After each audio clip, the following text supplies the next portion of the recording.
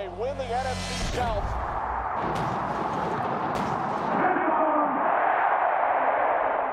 Are you guys liking this cold weather here in Tampa? I got out of bed this morning, stepped my feet on the carpet, and the carpet was cold. What?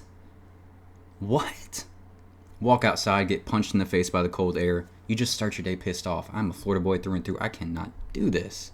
What's good, everybody? Let's talk some Tampa sports. This is the big one. At the bye week, we said there is a run to be made for this Buccaneers team. 6 out of their 7 games are against teams below 500. Not very good football teams, but there is one team that looks like it'll be a tough test. And that team is the team we're playing this week, the LA Chargers. It is that time of the year, playoff implications. Right now, they have the Buccaneers sitting at 72% chance to make the playoffs. If they lose to the Chargers, they drop to 60%. And if they beat the Chargers, 87%. If that tells you one thing, it tells you that these odds makers, these probability guys, they don't think the Bucs have a pretty tough schedule following this Chargers game. So they're saying, if you beat the Chargers, you got the Cowboys, the Saints, and the Panthers remaining. That's a pretty nice schedule you got there. We're going to give you an 87% chance to make the playoffs. That's damn good. So there you go. That's what's on the line. That's how big of a game this is for the Bucs this Sunday. Jim Harbaugh has his team playing his brand of football. Secure on offense, running the football on defense, physical, timely, and opportunistic. All I've been hearing all week is the Chargers have the top scoring defense in the NFL, meaning they give up the least amount of points per game in the NFL, which is at 15.9, I think. So under 16 points per game is elite. Absolutely. It is a very good defense. Once again, I will keep using these adjectives, and I will try to give you guys more context behind them, because I feel like that's all we're saying. What's really going on? Because those are elite numbers, but no one's been comparing this team to a Legion of Boom or a 2002 Bucs. So let's get some more context. That's what I'm going to do for you in this video. But all the credit in the world to that Chargers defense, because that, regardless, the fact of the matter is they do not allow teams to score points. That's a fact. One reason for that is actually on the offensive side of the ball, in my opinion. They do not turn the ball over. They just don't. Justin Herbert, guys, we are going into week 15. He's thrown one interception all year. Crazy. How many total turnovers does this Chargers offense have? 6. Going into week 15, they have 6 turnovers. 1 interception, 5 fumbles.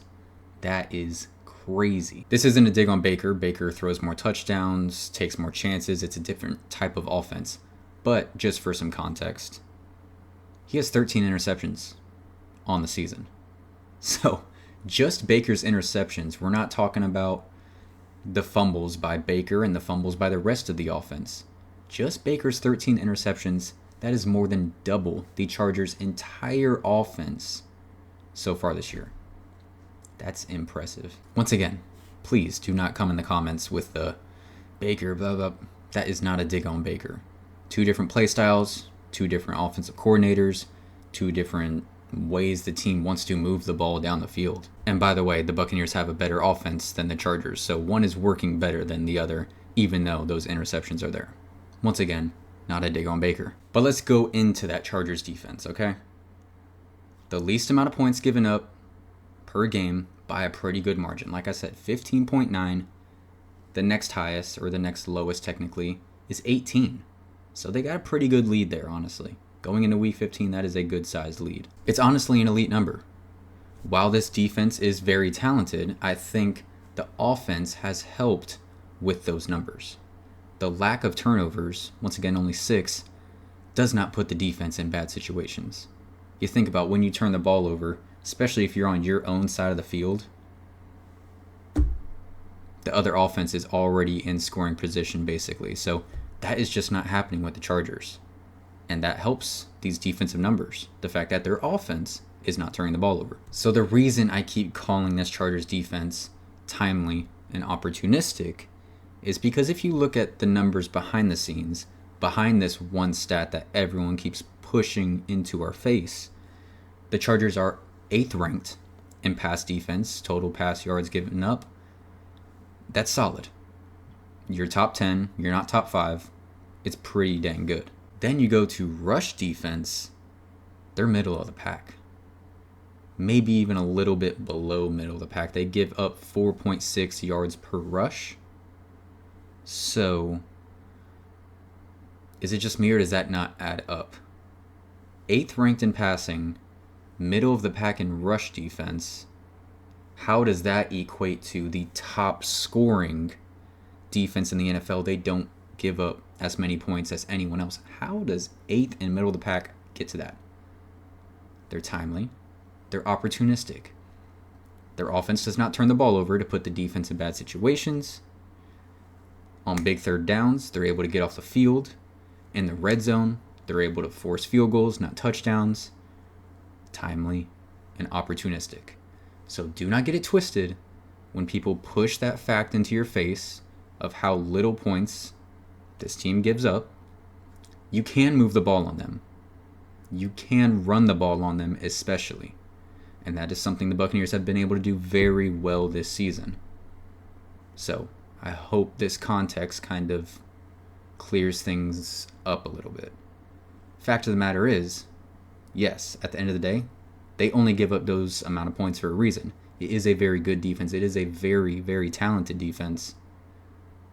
But you can move the ball on them. You compare that to the Bucs offense, who is ranked in the top 5. Their passing offense is 5th ranked. Their rushing offense is 4th ranked. That adds up to a top 5 offense. So you see what I'm saying? Context matters, y'all. That defense, though, it has some names. Khalil Mack. Joey Bosa is a freaking backup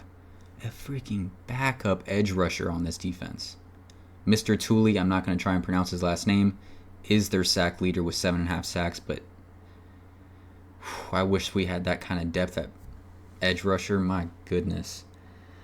5th in the NFL in sacks is this Chargers defense, so they can get after the quarterback. It's a very good defense, guys. But I just don't want it to get twisted that this is some Legion of Boom or 2002 Bucs. It's not that. Offensively for the Bucs, run that football. 3 games in a row, the Buccaneers have rushed for over 150 yards. Once again, this team is middle of the pack in rush defense. They give up 4.6 yards on average. You can run the ball on this team, and I expect the Buccaneers to try to do that again. They do not want to turn the ball over in this game. They know they need to be secure with the football, and they need to be able to compete when it comes to turnover margin in this game. I expect another big running day for this Bucs defense. Maybe even another 150-yard game, making it 4 in a row.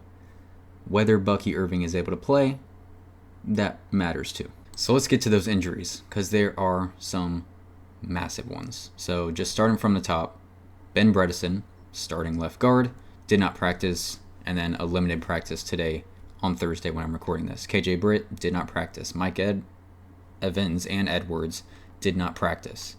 Bucky Irving did not practice. Christian Izien did not practice. Sterling Shepard did not practice. Antoine Winfield Jr. did not practice. Tristan Wirfs did not practice.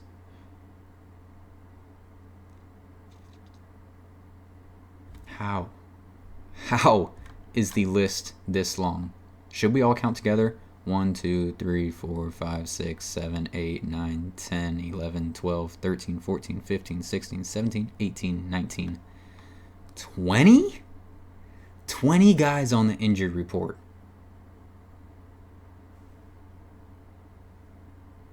For the Chargers, there are some big names on the injury report as well. Joey Bosa did not practice yesterday, but he did practice today.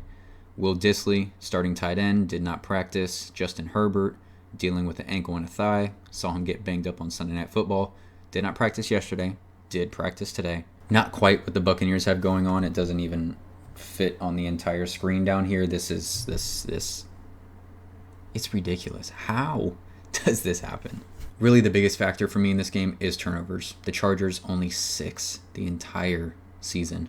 And then the Buccaneers, the last 2 games, one of the biggest talking points coming out of the games, even though they're wins, is turnovers. The Bucs will have to clean that up. They must clean that up in this game. I believe this team understands that. I believe this team understands the style of football that Jim Harbaugh will try and get them to play into. and I believe they will play a clean game. So I will go Buccaneers 23. I'll give that Chargers defense some credit. The Buccaneers offense is averaging 28 points per game. So I'll go 23 because that is a very good defense over there. But I'll go a little bit lower than that for the Chargers. 23-20. Bucs win. And those playoff probabilities, way up. Way up. That's going to be it for me. Thank you guys so much for watching. Please leave your comments down below, your predictions for this game. Please like and subscribe if you have not already. Go Bucs. Y'all have a blessed one. Stay warm.